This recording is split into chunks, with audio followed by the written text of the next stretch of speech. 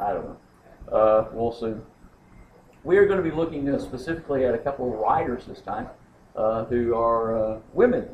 Now, last time we looked at the men, and we looked at figures who were much more political or philosophic in their approaches and views. So, we looked at Edmund Burke and Thomas Paine. We had an opportunity actually of looking at individuals who were responding, who had written one comment and then the other in response to that comment had provided his phrasing.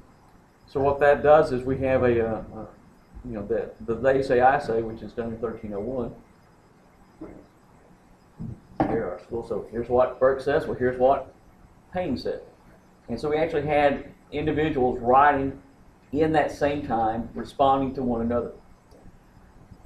The dating of that, 1790, 1791 too, blends in with what we think of in your book as the Romantic period, because it's 1785 is how they dated.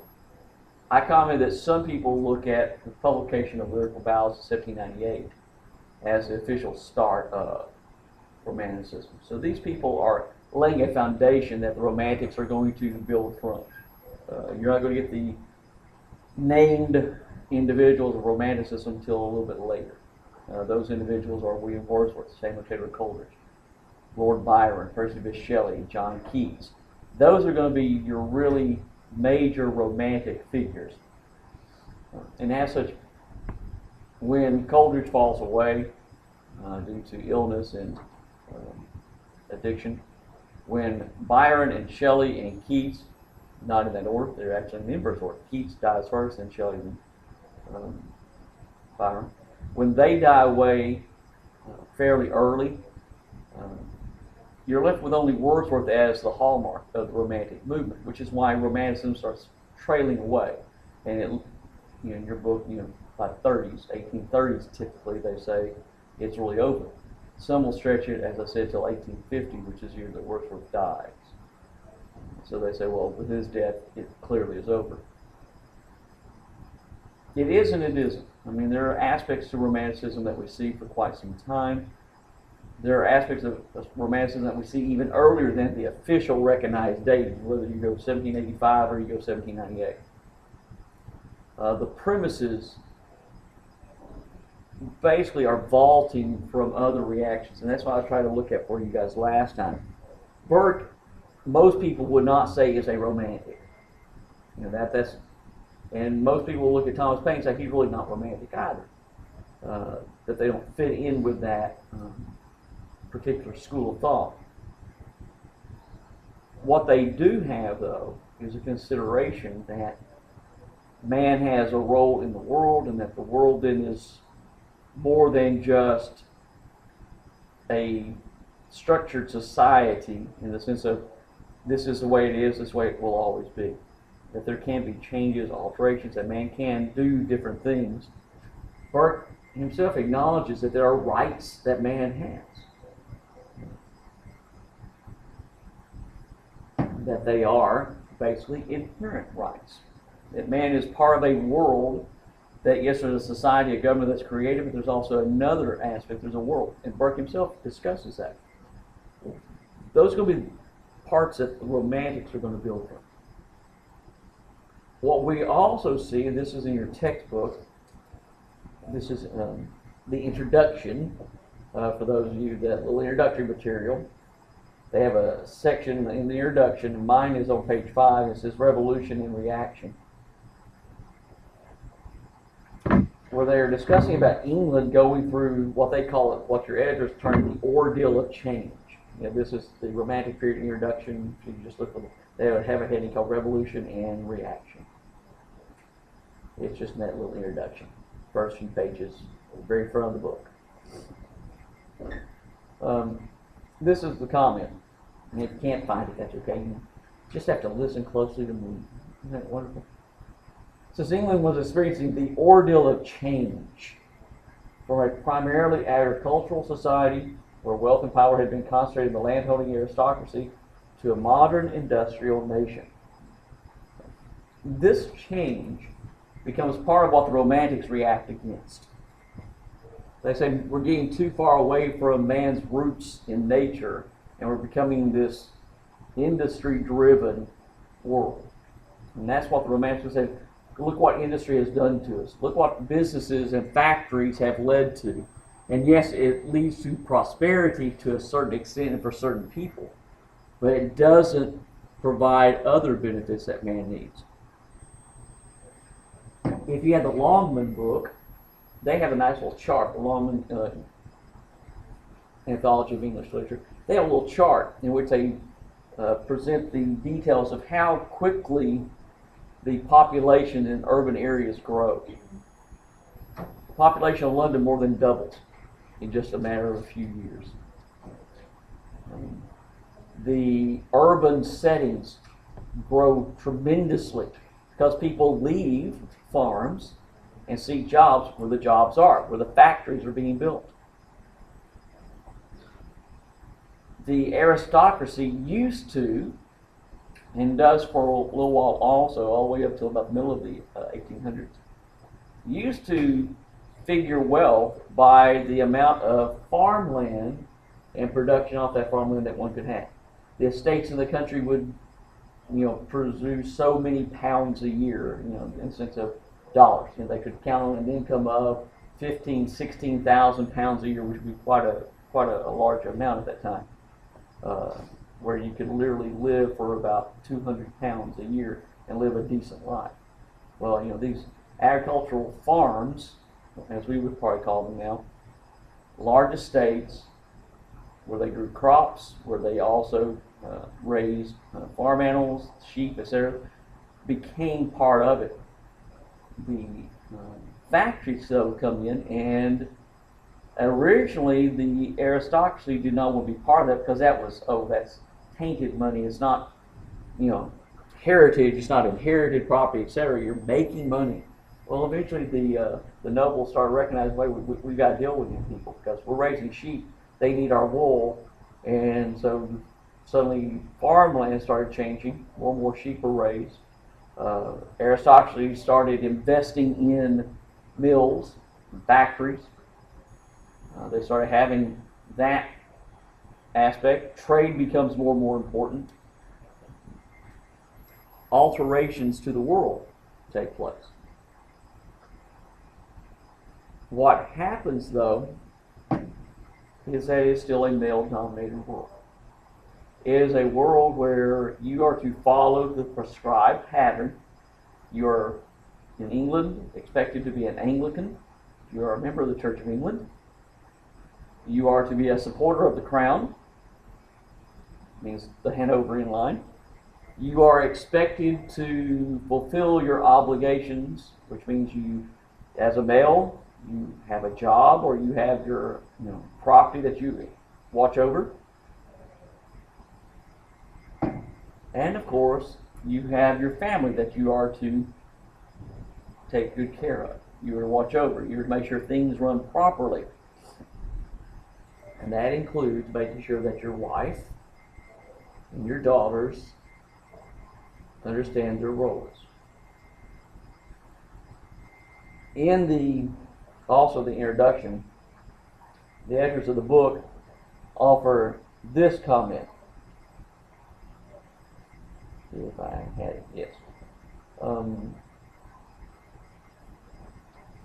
The prosperous could not escape being touched by great events of the period, though. French revolutionary principles were feared by English conservatives. You have the idea that the proper ordering of relations between men and women was, as I said, they expected it to be this way, and then suddenly these new ideas start coming in and challenging how the system's supposed to operate, not only on the political level, but on the personal. It says that the English developed a reaction to the challenge, emphasizing special virtues of the English sense of home and family. The idea about the home front. The domestic fireside became the symbol of what the nation's military was safeguarding. So they're fighting the Napoleonic War. We're keeping the home front protected. We're going to protect home and family. And the men of the family are going to protect this, and the women are going to be there waiting for us, cooking that nice meal, taking care of the children. because that's how women were supposed to be, and that's how men were meant to be. Again, the editors go on and say that there were new pressures that were being put on women, new opportunities trying to be opened for them. It says women in the Romantic era were provided only limited schooling. You do not have education provided for quite some time. It's not going to be until we get to the Victorian age that they start passing laws, the English Parliament passing laws requiring students to go to school and establishing schools in almost every small town. You don't always have schools in every town, but they eventually will mandate that you have to go to school.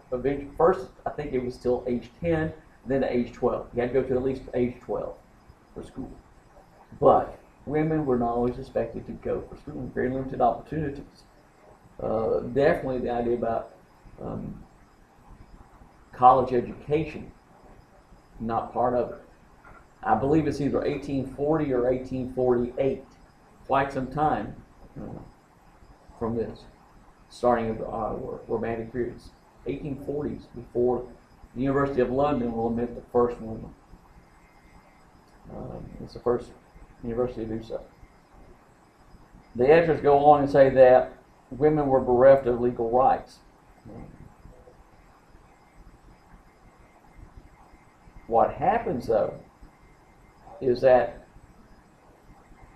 publications start coming through saying about rights and the idea about mankind having certain rights, and women say, well, don't we have the rights too? And some people started writing in response to that. And this, again, what your editors say here, I'm just trying to give you guys some details here. It says that women began to have books, sermons, and magazine articles insisting on the physical and mental differences between sexes.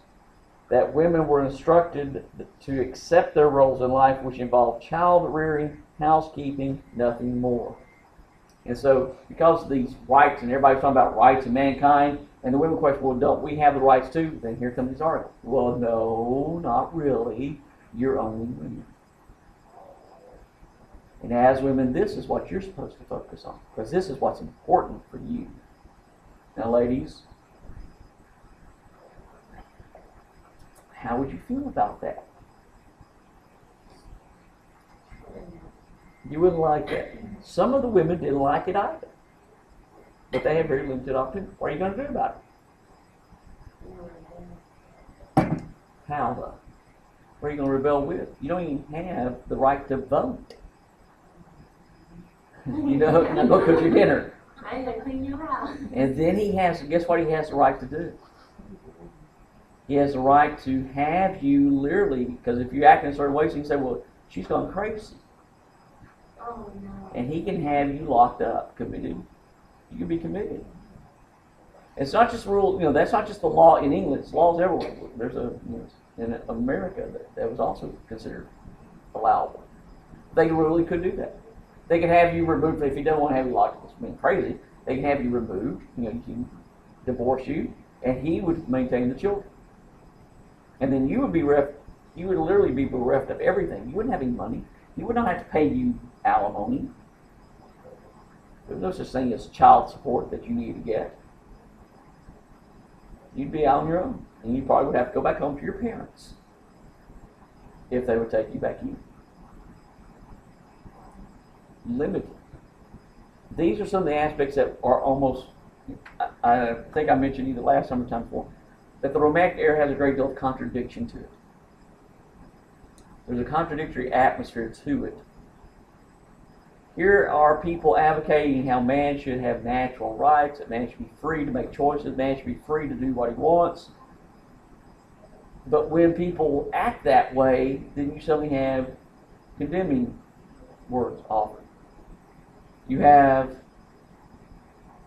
for instance, when Percy Bysshe Shelley says, well, then I should be free to go and do whatever I want to, and does so, other people say, we don't mean it quite that way, because he really does go to extreme.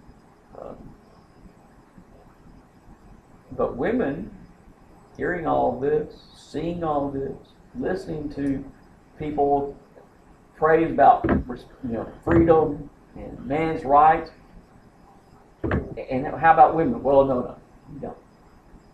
And literally sermons, as it's mentioned in introduction to that, right? Sermons in the churches would talk about man as the head of the household and woman as the one to be subordinate, subject to the husband.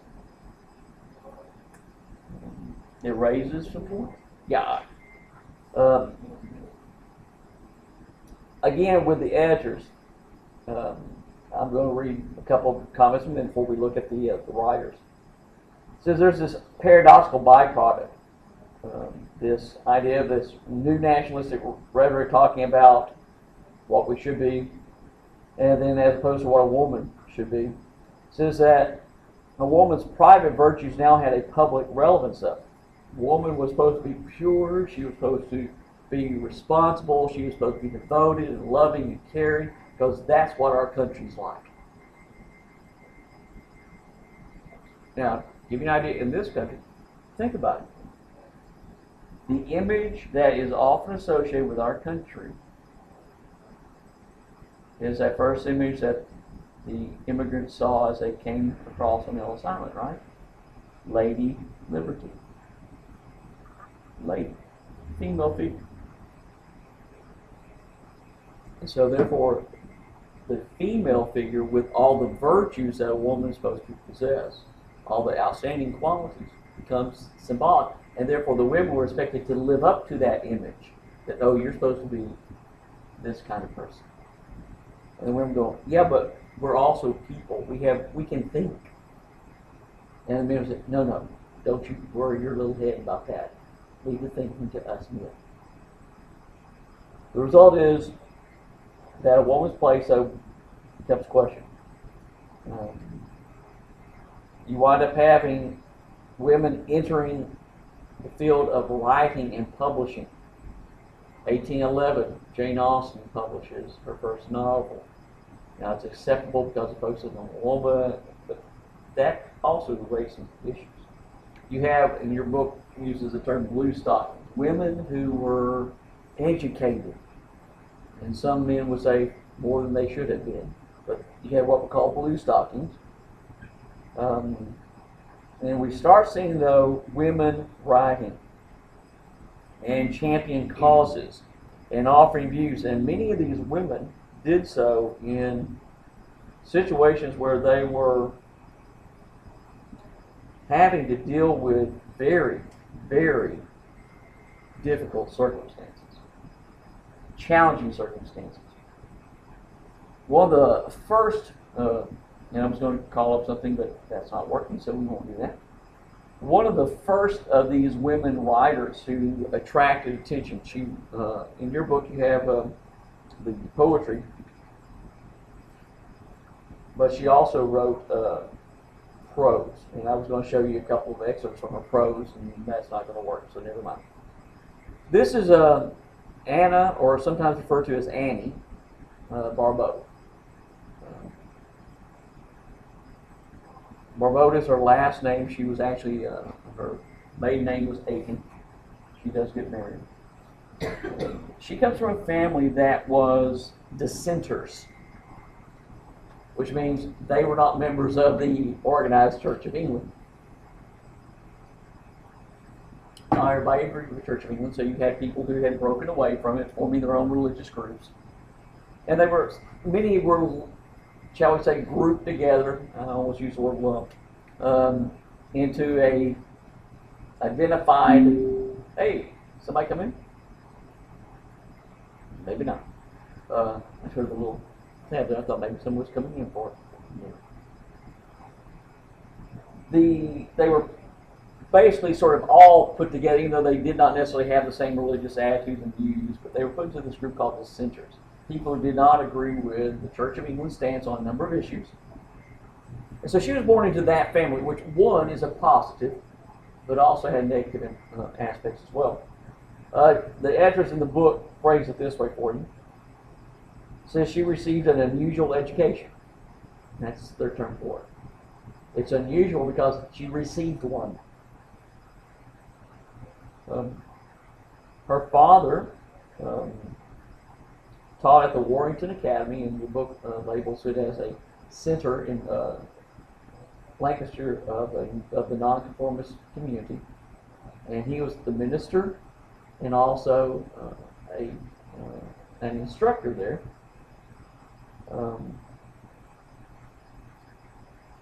Because they were dissenters, nonconformists,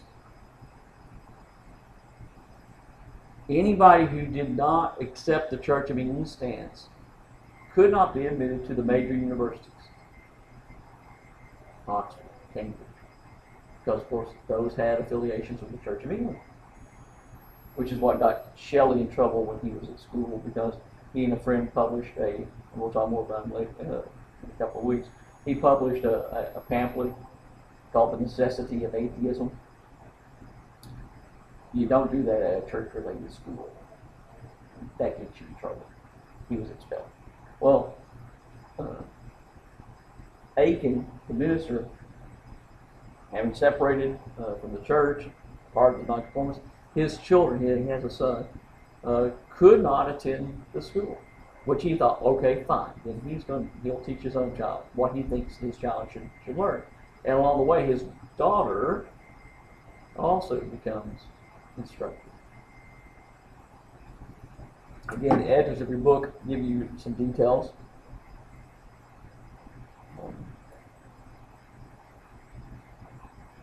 The Warrington Academy, with such people as Aiken as instructors and representatives there, they decided, all right, here's what we're going to do. We will develop our own curriculum. We're not going to worry about what they teach over there at Cambridge and Oxford. We'll teach what we believe is important. And again, the editors of the book phrase it this way. They focus on a modern curriculum of the natural sciences, all that was just coming out from the previous generation. They started bringing in and started teaching. They taught about modern languages. You didn't go to Oxford and learn French, Spanish, and Portuguese. You learned Latin and Greek. Well,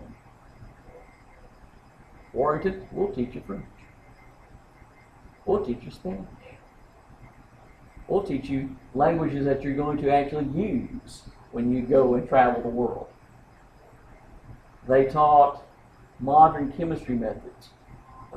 They brought in the works that had been published within the last few years in the world of philosophy. They didn't go back just to Plato and to Aristotle. They brought in the more contemporary writers. They developed a very eclectic curriculum. You wouldn't necessarily know. I also was hoping to be able to call it what they called, but sorry. They did not necessarily worry about an end result in the sense of, you guys have to take so many classes here, so many classes here, get your core curriculum, and pick up this and that, and then you get your degree, and then you move on to university and pick up those courses, right? Where you have a plan. They said, we need you taking all of these, and it'll help you to fulfill yourself as a person, because that's what we're here to do, is to help you be a fulfilled individual, so that you recognize what kind of person. That's the romantic cause. You need to fulfill who you are.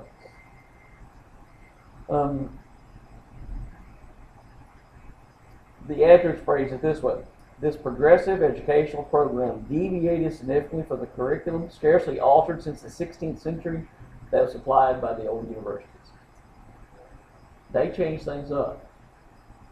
And Annie Aiken sat in on the classes.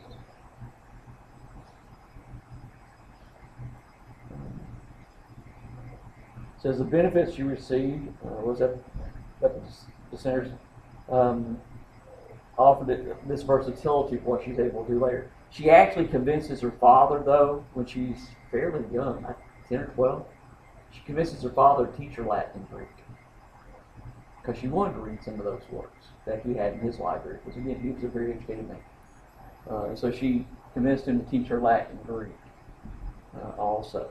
I'm sure all of you have done so, right? Convince your older sibling, your parents to, hey, sit down and please teach me Latin and Greek. right? If not, go home and ask today, because I'm sure your parents will be able to do so, right? That nothing against Latin Greek, but again, she was learning because she wasn't necessarily taking the classes, because again, women were frowned upon, girls were frowned upon, but because of the progressive attitude of her parents, she was able to actually sit in, be part of the classes. She was a regular visitor to it.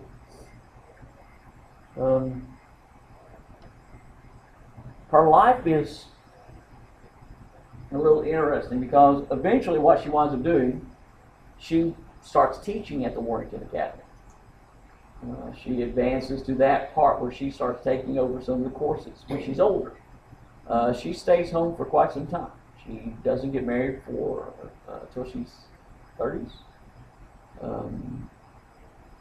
And she winds up marrying a fellow instructor who was a French background.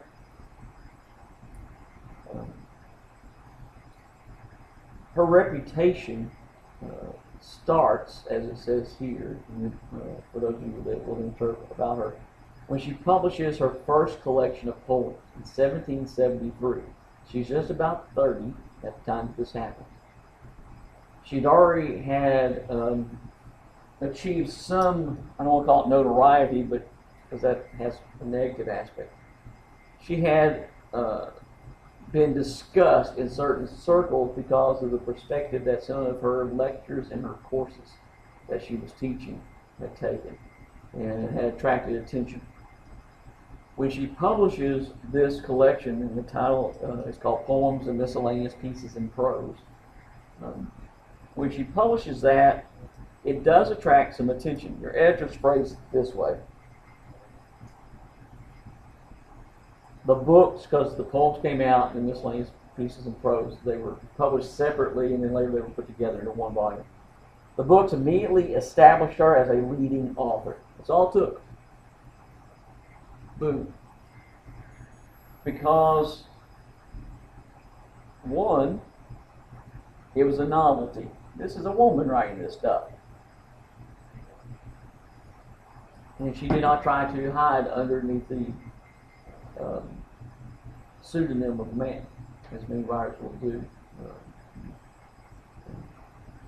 The Bronte sisters are going to publish their novels about 60 years after this. They're going to publish their novels under the name of males. The Jane Austen books were actually published anonymously. Everybody figured it was a woman who wrote them. But that's going to come up again almost 40 years. Pride and Prejudice actually does come out in 1813. It's 40 years after Barbeau publishes her book. So she's really at the vanguard. She's at the front of a movement where suddenly women say, we have ideas too. Look, here, I can write this down.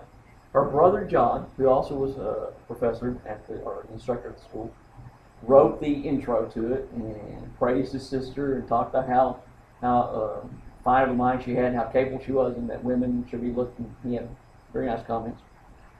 It attracts attention to the point where many writers start looking at her over the course of her career for the next several years. Individuals such as Wordsworth, William Wordsworth, Samuel Taylor Coleridge, as a young man, walked some distance to get to where she was so he could meet her and talk with her. She's going to have an influence on what Coleridge will write. She becomes a figure that has impact. But she doesn't have a college degree. She never had a chance to go to college. Because, of course, women couldn't do that. When she does marry, when she's 31, 1774, she marries Beauchamp Barbeau. Okay, he has French background. He's also a dissenter. He's also a teacher. He's also a minister. So, father approved all of this. Over the next several years, and it gets increasingly more difficult after several years. For the first few years, everything seems to go fine. Barbeau starts displaying a mental instability. He has difficulty and challenges, even to the point, and I think they give you the date here.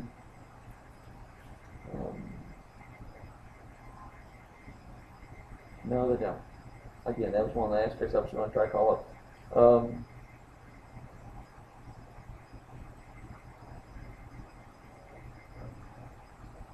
She couldn't send him to the prison.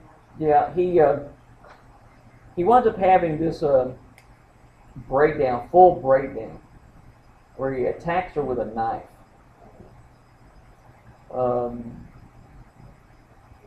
And that's when she finally just has to leave him, and he dies.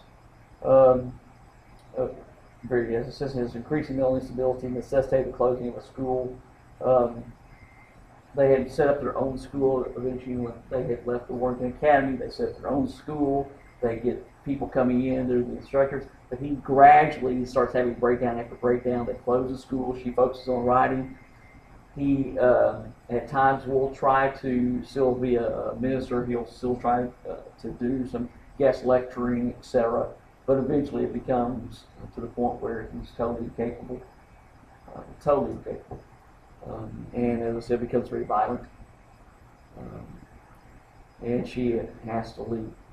She tried to stay as long as she could because she did love him when they married. She was already established. She didn't have to. She was 31, 32 at the time when she married. 31. And so it was a little late for her to even get married. Most people thought she probably would not marry, but she did. And so, but she felt this responsibility to the marriage. The idea that marriage involves commitment. But eventually, even her brother was one, I think, who was primarily involved in convincing her, you have to leave. For your safety and others, you have to leave. So she does. So again, she's in a situation where this is a very difficult aspect because by the 1780s, 90s, she's the breadwinner. She's one that's going to have to make a living because he's not able to do it. Her work has to be published, not only because she wants to put out ideas, but because she gets paid when she does that. They've had to close the school, which that's how they had made a living. Suddenly that's gone. As it says here in your book, it says the popularity of her work rises from the 1780s on.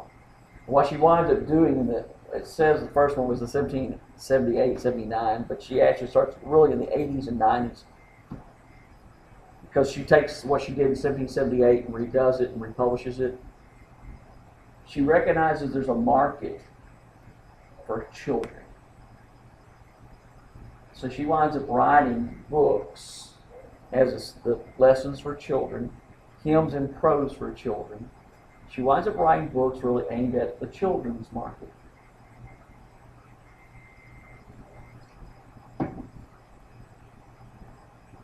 Partly because of that,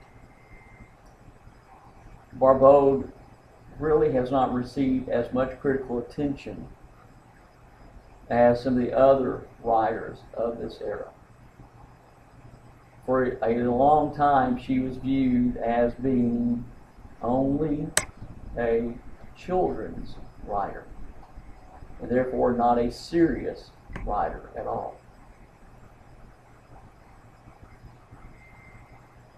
Samuel Johnson, I'll talk about him very quickly, since some of you said you did not take 23, 22. Samuel Johnson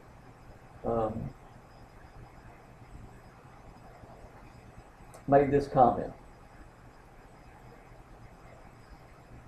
When they had set up the school, which was primarily for boys, because again, girls were not really allowed to go to school, they actually offered to let girls come in and sit down. That's the way Aiken, Barbauld had done herself.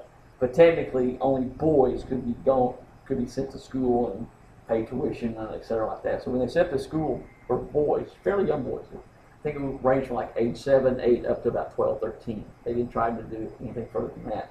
Samuel Johnson offered this comment. Miss Aiken was an instance of early cultivation, but in what did it terminate? He felt that here it is, this fine mind, an individual who has great capability, and she's teaching children. He felt that, as he said, this was a waste. What's happened here? She is. She has all this promise. 1773 publishes this book, gets attention, people start looking at her and talking with her, embrace the ideas she presents. And now she's writing lessons for children and hymns in prose for children. Samuel Johnson was the leading figure of the last part of the 18th century, 1750 on, was the leading writer, the leading critic, the leading voice about literature. He's the one who put out the first dictionary of the English language, wrote it all himself, took him 9 years. He got a little bored at times. You can tell that when you read some of the entries, because the entries themselves were jokes. We talked about oats. You know, a grain typically used to feed horses, but in Scotland it's used, or in Ireland it's used to for people. And I feel like Irish. You have people reacting when this took place, and then she's publishing the children's books. It's like, okay, where's this individual was at the vanguard? Well, then she also published some other things too, and she had to. It was out of necessity, in the sense that they had to close her school, source of income has dried up, her husband's mentally unstable, she needs money, so she published the children's books, again, had them in several different editions, but she also started publishing other works as well, trying to, again, generate income primarily, but also allowing some views to come through. Your book mentions about Coleridge. I wasn't sure if it was in here or not. He walked, they say it's 40 miles. I told you some distance. He walked that because to get to meet her. That's how highly he thought of her. And this is well before they published Lyrical Ballads in 1798, that much earlier. William Hazlitt, again, prominent figure during this era, during the Romantic period and later, commented this, that he recalled he read her books, Barbauld's books, before those of any other author, when I was learning to spell words of one syllable. Those lessons for children, the hymns and prose for children, among other works, become part of almost every child's education background. They read them. Not quite like Dr. Seuss, but okay, that she was that important. And that led then to other works being written, and they would then, as they matured, would read her other works. John, her brother, took over the publication of a magazine. It later closed. He opened up another one called the Athenaeum. And so she was constantly contributing to it. One, he could pay her. And two, it allowed her to have a different audience for her work. This is a woman who had ideas. And there were very limited opportunities for any woman to present those ideas. You weren't expected to do that. You're expected to stay home, have children, run the household, let the man handle all the thinking. She didn't do that. She couldn't do that. Her husband was, breaking down constantly. Occasionally, it wasn't like they had to put him into a rubber room or anything, but eventually they probably should have, as he became more and more prone to violent outbursts. One of the works that she published is called The Epistle to William Wilberforce, and you have that in your book.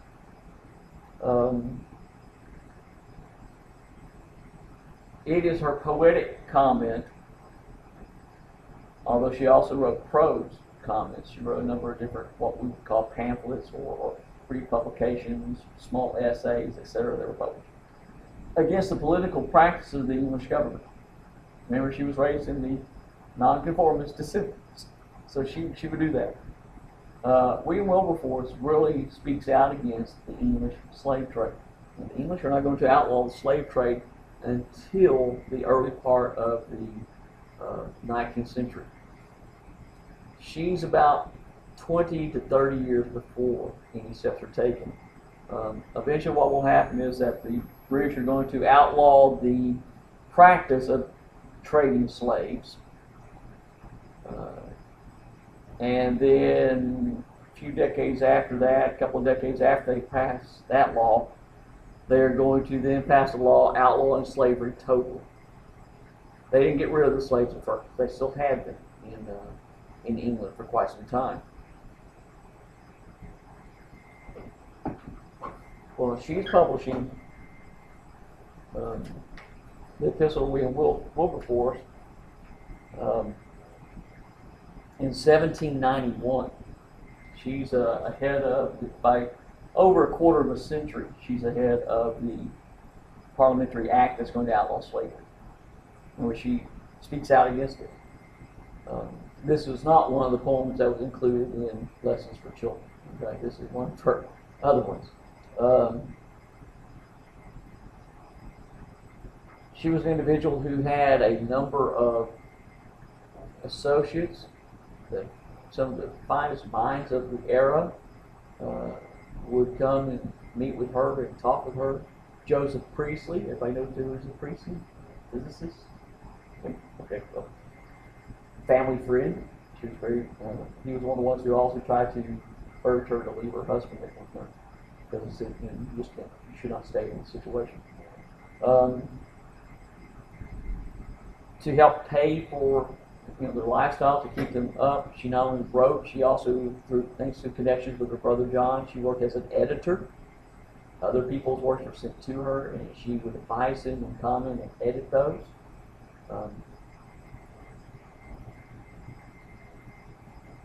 This was one, when you think about what she did, this is what's really challenging. I mean, she's doing this, again, having to deal with a husband who's mentally unsafe, having to deal with situations around her and all this way. Your book put it this way. Her 50-volume compilation of the British novelists. This is in 1810. It's one of the last things that she's going to do. She dies in 25. It's one of her last major works that she's going to do.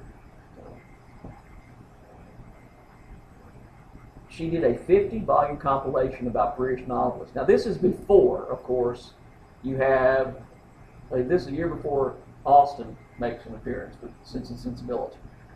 This is 20-something years before you have the Bronte sisters, before you have Dickens, etc., all appearing. She was going back to the publications of Samuel Richardson in 1740, the earlier works of Defoe in 1719. She took all these novels, people who wrote novels, and she did a compilation and essay commentary about each one of them. 50-volume compilation.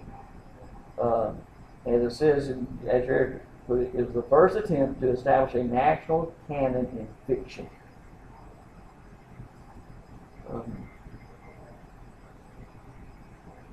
Novels really had, when they first appeared, that they received the name novel because they said, oh, this is new, this novel. Really had not received the attention, if you will, critically of most people. If you were going to tell somebody you want to be a writer, they would ask you your poetry. Or they might say, oh, really, what plays have you written? If you say, no, I don't write plays. Oh, really? Okay. Have you published your philosophical treatises then? And you say, no, I'm a novelist. They would go, oh, really? Okay. Because novelists were not thought highly of. I mean, that was the new, to use the expression, new kid on the block. And so it was really much more denigrated. She takes the time, the diligence, to say, okay, novels are here, they are not going away, and England has produced some fine authors of such works. Here they are. And she did this. Now again, she's working in one situation after another. They comment again, your editors comment this one again. This was something I hope to be able to show for you. On the origin and progress of novel writing. It is one of the first essays. I'm not going to say it is the first essay. It's one of the first essays that looks and says, here's what it takes to write a novel, and here is why writing novels should be praised. Your editors phrase it this way. It's a pioneering argument for the educational and artistic value of that still disreputable genre. She says novels are here to stay. Novels are good. And of course, again, 1810 is when this came out. Today, if you tell somebody you want to be a writer, what would these people expect you then to produce? Poetry? Plays? No. Novels? Oh, really? Working on a book? That's what they expect, because novels are now what we consider to be the pinnacle of writing. She was talking about that 200 years ago, when other people were not. Very, forward-thinking woman. The last part that she wrote about, she's looking at the world and the situation. She's going through she has seen what has happened in England, the long drawn out war with America. You guys may not think it was that necessarily that long drawn out, with several years. The extremely long drawn out war with France that stopped for a while and then break out again. Your editors say 17 years. It went on for even longer than that. She has seen the rise of Napoleon.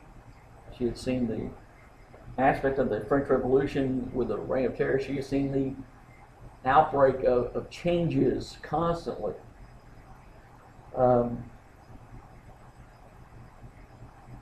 When she publishes her last major work, 1811,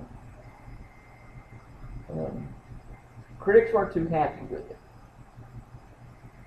Because in that work she talks about how England is doomed to fail if it does not change its approach. That the world will be a horrible place and everything is going to fall apart. Your editors phrase it this way. Critics were unnerved, disgusted by the poem's apocalyptic vision of a future in which England, its pride humbled, would lie in ruins. She said, listen, we're on a path to destruction. Here's what's going to happen.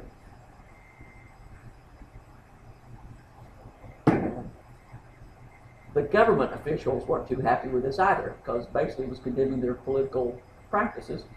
And you have this comment from John Wilson Croker, who was a Tory political activist and critic, warned Barbode, quote, to desist from satire. It was not up to a lady author to sally forth from her knitting and say how the empire might be saved.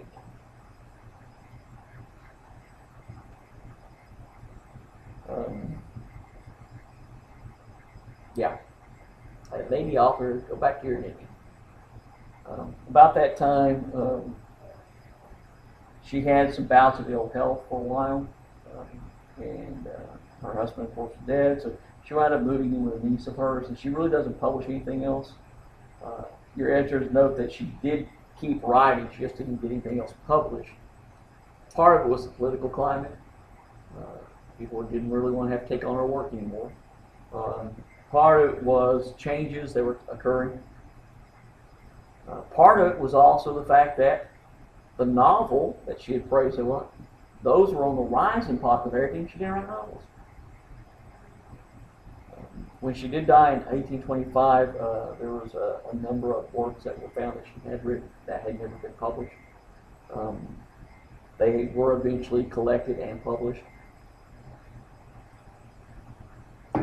She's a writer that really many people never hear about. When we talk about the Romantic period, when we talk about women writers, even in England, Barbode's name doesn't get mentioned very often, very frequently at all. Primarily because, again, she got trapped in that image of being, she's only for children. The lessons for children, the hymn and prose for children, which were very popular and helped keep her financially afloat for quite some time. She gets labeled as such. Her other works were overlooked at times.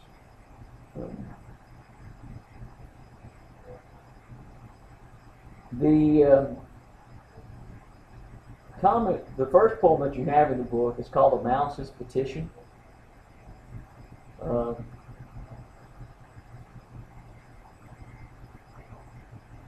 the little note that you have there, this is her note, that the mouse was found in the trap where he'd been confined all night by Dr. Priestley. That's Joseph Priestley. Remember, Priestley is one who did experiments and found out about oxygen. Okay? Oh, look, we have this type of air called oxygen. So for the sake of making experiments with different kinds of air. And,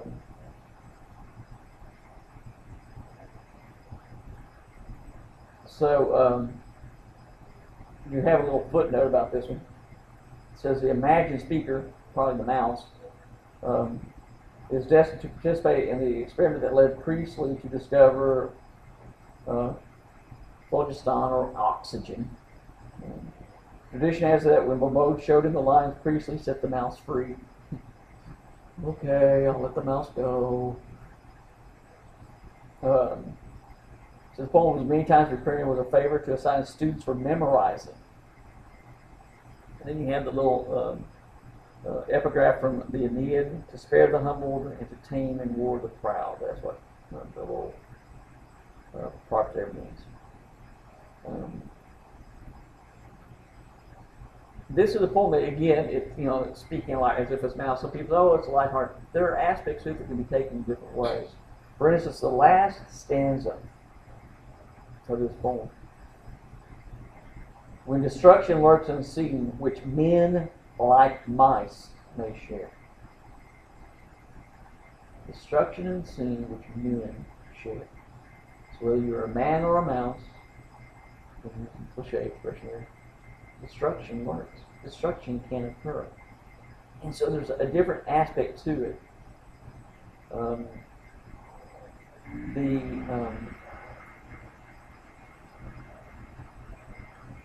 The 10th stanza, for instance. This transient gleam of day be all of life we share. But pity plead within my breast that little all to spare. So I did that. We need to recognize that all share the same day, share the same world, and therefore we need to be more responsive one to the other. And this is going to be much more of that romantic view. Now, yes, it's supposedly a mouse saying this to Dr. Priestley, so, let me go. So you think, oh, that's cute. But the ideas that are actually presented to us are much more serious. Much more serious in the sense of what situation that we look at. The context is one, but the other idea is something else. You have other aspects that are offered. The third poem in the book, A Summer's Evening's Meditation, I think that's the third one also in yours, is a lengthy poem, 122 lines. I'm not going to read it to you. But it offers some views. Some attitudes, some concepts. Line 99 talks about thou mighty mind, whose powerful word said, but thus let all things be, and thus they were. The referencing about God, and God spoke, and there was, right?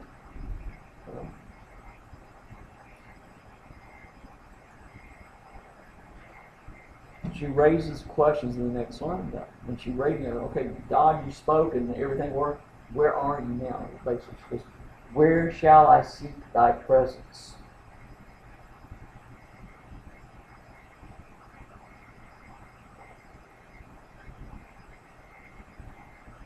And it raises a point about the soul and what the soul needs to do. This is Meditations on Summer Evening, where she's looking at the world. Again, this natural aspect. She's trying to envision the world as it is and how it could be. This is what the Romantics will be building on, what they're going to look at. They're going to look at this idea that where does man fit into the world? Where are we?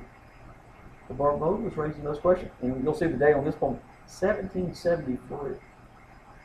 This is one of the works that, when published, this was in that first volume that she published, attracted the attention of such writers as Wordsworth and Coleridge, who were just then very young men, really, teenagers.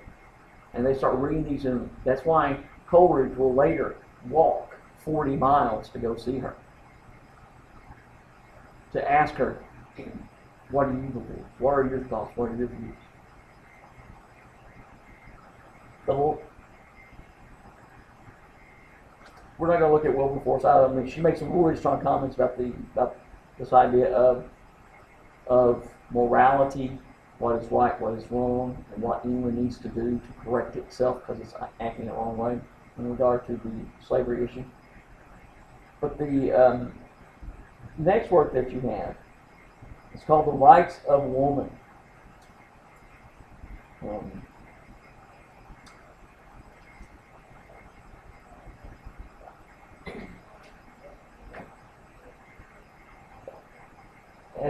You have a little footnote for this one.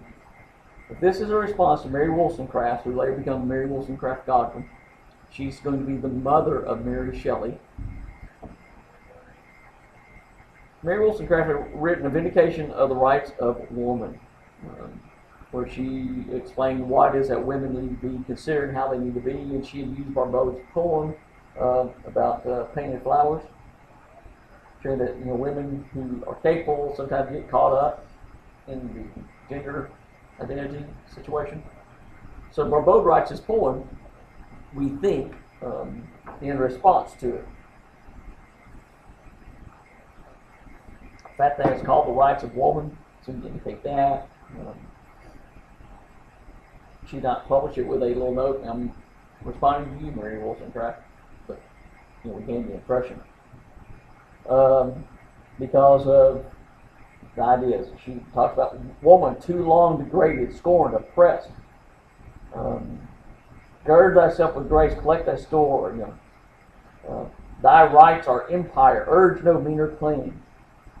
Try all that wit and art suggest, bend of thy imperial foe the stubborn knee. Make treacherous man thy subject, not thy friend. Okay? But the last two stanzas, as the editors in the little note say, seems to be supporting what Mary Wollstonecraft herself has said, that women need to be able to assert themselves, need to take their rightful place within society, that they should not be subjected to men's laws and rules, but they should be part of the lawmaking process. And then you have the last two little stanzas. Okay? But hope not, courted idol of mankind, being addressing a woman. Of this proud eminence secure to stay, subduing and subdued, thou soon shalt find thy coldness soften and thy pride give way. Then, abandon each ambitious thought, conquest or rule thy heart shall feebly move. In nature's school, our soft maxims taught, that separate rights are lost in mutual love. Now, that raises an interesting point. Is she saying that women should abandon the need for rights? That they need to give up that hope? Hope not. Or is she looking to say, you can hope for it, it's not going to happen too well, because you don't really need it. If you will look at nature, Kathleen, and again, this is the movie where these romantics come to it. In nature, she goes, separate rights are lost in mutual love. If man and woman will come together in mutual feelings for one another, then you don't figure out what is right for man and what is right for woman. You operate out of the principle of what is right for us. And that seems to be the position she's trying to advocate this time. It's fine talking about what women's rights are, but then we have men's rights. What are the rights for people? And if we come with mutual love, admiration, respect, etc., and come together that way, that's how nature intends it to be. Which, again, philosophically has some interesting views. Because you can't look at the lines and say, well, maybe she's saying to women, you might as well just give it up. It's not going to happen. You're subdued and subjected. As it says, subduing and subdued, you will soon find thy coldness soften, your pride give way. Don't be too proud. Eventually, you're going to give in to this anyway. So is she saying that women might as well just not try to be like men, having the rights that men have? Or is she saying what men say are rights, what women say they want as rights, what about rights of people? So there's different ways of interpreting this. The fact that this is occurring around the time that She's first publishing some major works. She has been married at this time. She's 43. Got married in she was 74. So she's been married for almost 2 decades at the time of publishing this one.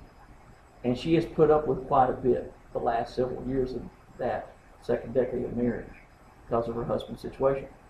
But as I said, she doesn't leave him until literally he attacks her with a knife and she has to escape out of the house. That's when she's finally convinced to leave him. So maybe she's looking at some of that as well.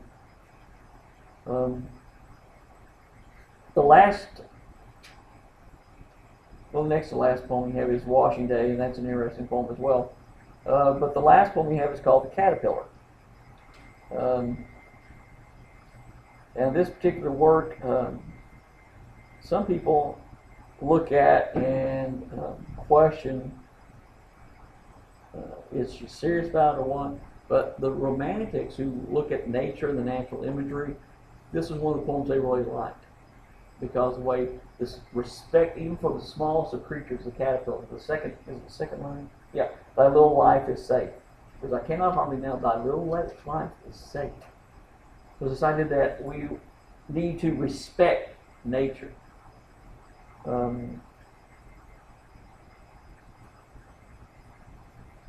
But toward the end of that, about line 24, 25, she says, when you, a single wretch, escape the general doom, making me feel and clearly recognize thine individual existence, life, and fellowship of sense with all that breathes. Well, those lines were lines, as I said, that the Romantics, Wordsworth and Coleridge and later, are going to look and say, there you go. That's what we're talking about.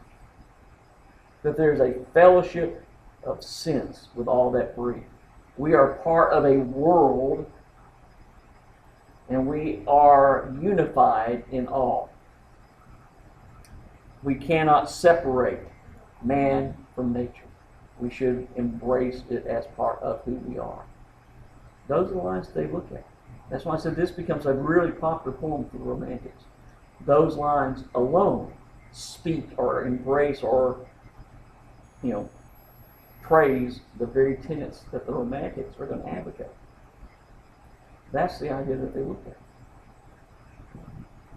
She's a very interesting woman. As you can see, 1743 to 1825, she lives a fairly long life. She's over 80 when she dies. She's publishing up until late 60s of her age. Still writing, though, even though some of the works that were found by her niece after Barbot's death, they think she was probably writing clearly up to the very last few moments, the last few days of her life, offering views and attitudes. Challenging situation that she was faced with. She had to take on responsibility, as I said, in the marriage when her husband has the mental breakdowns. It suddenly falls on her shoulders to run the household, not only as the woman would say in the middle of the center, but literally take care of every aspect, make the living. It's a challenging situation she faced, and very, very interesting figure. As I said, her children's works are what really most people associated with her as you move into the 1800s. Because again, the Romantics died away. Coleridge, Wordsworth, Byron, Shelley, etc. Those people are gone by the 1830s. So by the time you get to the 30s, nobody's looking at poetry and children's books and things like that. They're not worried about those. So she sort of gets lost for a while. But she's an interesting figure. And we're running short on time. I have 11 minutes. Well, we may have to call her Charlotte Smith more next time. But Charlotte Smith is one of these individuals I really admire. And ladies, if you had been put in her situation, I'm not sure how a modern woman would handle it. It's not quite the Cinderella situation, but it's very similar. Born in a very privileged background. Charlotte Smith was in a very good family situation, up what we would think of as upper middle class. raised in the expectation she would make a very affluent marriage. She receives tutoring at home, of course, again, because ladies didn't go to college. She has her mother die when she's young. So here's the Cinderella comment. Yeah. So her father remarries. Not quite the wicked stepmother, but there are conflicts. And so the father, to take care of all this situation, arranges a marriage for his daughter Charlotte with a son of a well-to-do businessman. They go, great, they'll have money, they'll be fine. She's 15. 15. And she gets married. And ladies, I know that's, yeah, 15, sure, let's go. Have Dad arrange a marriage for me. And so she marries Benjamin Smith, who is a young man. I think he was 20, 21. He may be 21 right now. His father was a businessman. He's supposed to work in the family business. She's given her dowry, of course, at this time. Who gets control of the money? The man does. He has to control the money. Father's business goes down. He's not very skilled at dealing with it. Runs through all of his money that he has inherited. Runs through all of her money. Piles up debt after debt after debt. And along the way, she's getting pregnant, but suffering miscarriage after miscarriage. She has 12 miscarriages. And 5 children who live. 17 children. Now, ladies, I know that's what you're looking forward to, right? Yeah.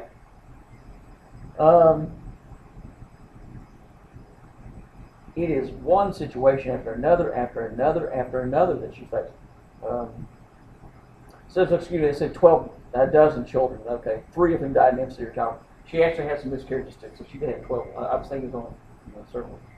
Children after children after children. Her husband, they get to the point where they can't literally go out in public because the creditors are done in them, wanting money, wanting money, wanting money. So they flee to France. Now this is during the time where you're having trouble in France, right? They have to go to France, where he's going to try to find something to do for a living. He doesn't. He just drinks, gambles. She has to take on the responsibility of dealing with the children, losing children into illness, having a miscarriage. They say she had a dozen children. I read that in other places she actually had miscarriages. Maybe that's where the 12 came to. But only a number of her children, most of them died. She's having to deal with those. Raised them by herself, basically, because her husband was either drunk, in a drunken stupor, or when he did come out of it, he would simply go off and drink some more and gamble, and next thing you know, he's coming in and saying, I got to have some money. So she's writing. The only thing she knows to do, I better write. See if I can get some of this stuff published. And so she starts trying to write. As it says here, she began writing to make money when her husband was in prison for debt in 1783. Okay? They'd been married for almost 20 years at the time. Gone through all the money. Here she is. She's in her 30s. And she suddenly is, she has children. Her husband's in prison. Again, as I said, they will later flee to France trying to get away from all that. Her husband's in debtor's prison. She's got children. People are coming and saying, we need payment for your husband's accounts. And she's going, I don't have money. Hey, if you're not careful, because this could happen, we'll put you and the children in debtor's prison too. Because that would happen. So so she starts writing. She writes novels, she writes poetry, she writes anything she can think of, she writes and tries to get it published. Within a few years,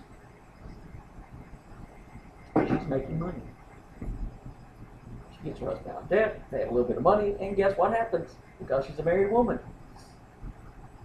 Who gets the charge of the account? Her husband does. And guess what happens to that money? It's gone. And so that's one of the reasons they 1790s they have to flee to France. They came back. It was one thing after another. Her first book, which in this case she did poetry. This one, her first book was poetry and some essays, comments about the world and life. It gets published in 1784. She's trying to get money. She finally gets accepted, gets published. It's based on what you would say is bestseller. It goes through 9 editions. Is it 9 editions? Yeah, I think it's 9 editions. Yeah. She keeps adding to it. It's one of the most sold books of the era. If you were going to have a library, if you were one of these, upper class or the rising middle class, and you were putting together your libraries and you wanted to have books, that was one of the books you had to have. Charlotte Smith. If you didn't have Charlotte Smith in your library, you're missing something. She makes money, but it gets spent almost as soon as she makes it because the husband has the right to the account.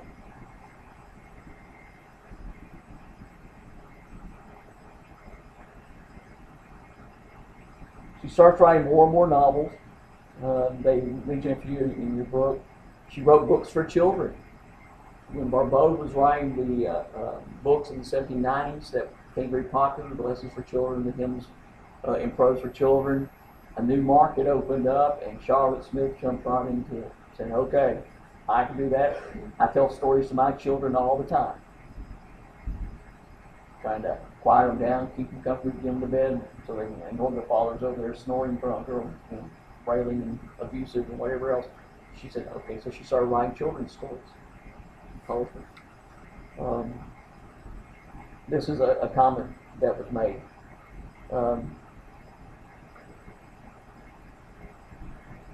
She writes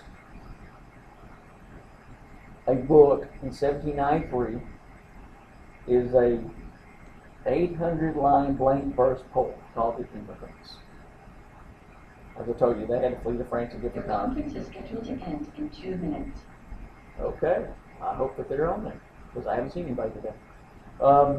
This is the comment from your editors, that this blank verse poem evokes the suffering endured by political refugees from France and links their plight to that of the poet herself, who as a woman has discovered the emptiness of her native land's boast of equal laws.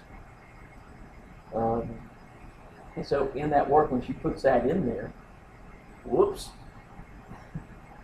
how can you say that about England? So of course, the male population start commenting about her, which of course leads all the women saying, yay for Charlotte Smith.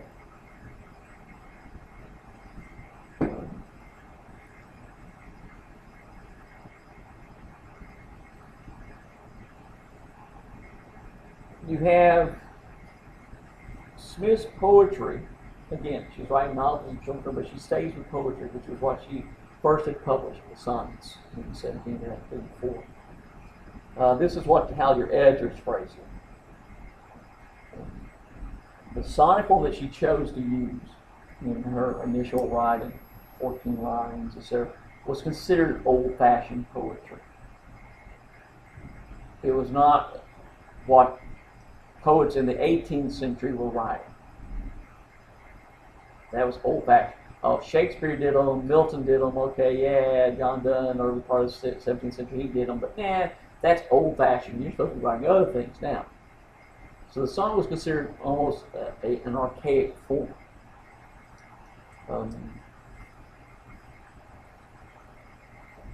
Samuel Johnson. The conference is now over. Okay, well, never mind.